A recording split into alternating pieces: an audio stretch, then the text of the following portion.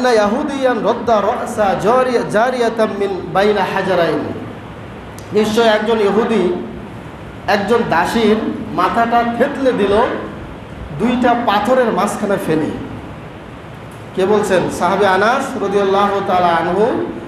তিনি বলছেন একজন ইহুদি একটা মুসলিমা দাসীর মাথাটা একটা পাথরের উপরে রেখে আর একটা পাথর দিয়ে চাপা দিয়ে মাথাটা থেতলে দিল এবং খুব প্রচণ্ড আঘাত পেল এই দাসীটি।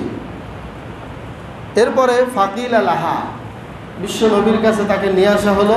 তাকে বলা হলো যে তোমার যে অবস্থা হয়েছে, মাম ফাআলা বিকি হাযা, তোমার সাথে এই আচরণ কে করলো? এই দাসী মহিলাকে বিশ্বনবী জিজ্ঞেস করলেন। তখন বিশ্বনবী এই কথা বলার পরে বললেন যে ফলানুন, অমুক কি হত্যা করেছে তোমাকে বা মাথায় আঘাত করেছে এভাবে হত্যার উদ্দেশ্যে? এমনকি বিশ্বনবী হাত্তা সুমিয়ান ইয়াহুদি, এমনকি ওই ইহুদির নামটা পর্যন্ত ধরে বিশ্বনবী উল্লেখ করলেন যে ওই ইহুদি কি তোমার মাথায় এভাবে আঘাত করেছে?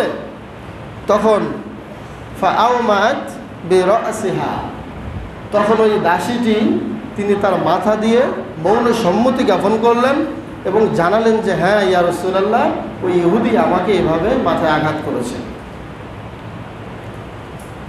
বিশ্বনবী এবার কি বলেন দেখুন। বিশ্বনবী এবার বললেন, ও আমার সাহাবীরা, এখানে কিসাসের বিধান, হত্যার বদলে হত্যার বিধান যে আল্লাহ রাব্বুল আলামিন বলেছেন কুতিবা আলাইকুমুল কিসাস, একজন মানুষ হত্যা করলে তাকে হত্যা করতে হবে।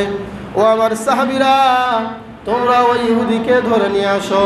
সাহাবীরা গেল, ইহুদিকে ধরে নিয়ে আসলেন। ইহুদিকে ধরে নিয়ে আসার পরে ইহুদিকে বিশ্বনবী সাল্লাল্লাহু আলাইহি ওয়াসাল্লাম লক্ষ্য করে বললেন, তুমি কি ওই একজন মুসলিমা একজন দাসীর সাথে এইরকম আচরণ করেছো কিনা? তখন ওই ইহুদি লোকটি ফাআমারা বিহি রাসূলুল্লাহ সাল্লাল্লাহু আলাইহি ওয়াসাল্লাম, ইহুদি লোকটিকে যখন বিশ্বনবী প্রশ্ন করলো ফাতারাফা, তখন ইহুদি লোকটি সেটা স্বীকার করে নিল এবং বলল যে হে আল্লাহর নবী, আমি এই অপরাধ করেছি। এবার বিশ্বনবী বললেন, আমার সাহাবীরা ফারুদ্দা রাসাহু বিল হিজারা, ও যেভাবে আমার এই দাসীকে হত্যা করার চেষ্টা করেছিল, মাথায় যেভাবে আঘাত করেছে, এর কিসাস হলো ফারুদ্দা রাসাহু বিল হিজারা, তোমরাও আমার সাহাবীরা ওর মাথাটা ওইভাবে পাথর দিয়ে আঘাত করতে থাকো। বলেন সুবহানাল্লাহ। ইহুদিকে নিয়ে আসা হলো, তাকে পাথর দিয়ে আঘাত করতে করতে তাকে ওই শাস্তি দেওয়া হলো। বলেন সুবহানাল্লাহ। তাহলে বিশ্ব নবী জীবিত থাকতে এই কিসাস, এই সমপরিমাণ প্রতিশোধ তিনি নিয়েছেন নাকি নেন নাই? নিয়েছেন।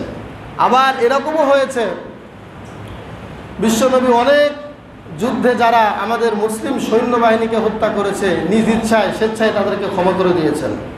সেখানে এরকম একটা পরিবেশ ছিল যে তারা মুসলমান হয়ে যাবে, তারা ইসলাম কবুল করবে, এই জন্য বিশ্বনবী তাদেরকে কি করেছেন? ছাড় দিয়েছেন। বিশেষ করে ফাতে মক্কার সময় দেখেন, যখন বিশ্বনবী মক্কায় ঢুকলেন তখন কে কোথায় লুকাচ্ছিল তার কোনো ইন্তেহা নেই।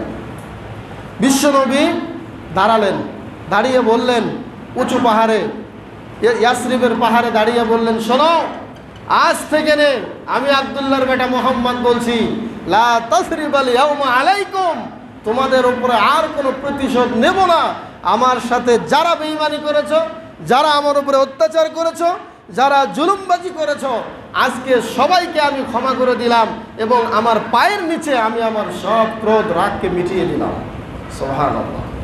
এরকম করেছেন কেন করেছেন? উদারতা দেখিয়েছেন কিছু কারণে, তারা যাতে ইসলাম পছন্দ করে, ইসলামটাকে মান্য করে, ইসলামের সুশীতল ছায়ায় আগমন করে। কিন্তু তার মানে এই নয় যে অযথা একজন মেরে যাবে আল্লাহর নবী চুপ করে শুয়ে যাবেন, এর নাম ইসলাম নয়। এই জন্য বিশ্বনবী ইহুদিকে ছাড় দিলেন না। এরপরে হত্যা যে কত জঘন্য কাজ, আল্লাহ রাব্বুল আলামিন যে এটা কত ন্যাক্কারজনক ঘোষণা করেছেন। বিশিষ্ট সাহাবী আব্দুল্লাহ বিন আমর থেকে বর্ণিত, তিনি বলেন, এই হাদিসটি সুনান তিরমিজির মধ্যে এসেছে, 1395 নম্বর হাদিস। বিশ্বনবী বলেন যে লা জাওয়ালুদ দুনিয়া আহওয়ানু আলাল্লাহি মিন কতলি রাজুলিন মুসলিম,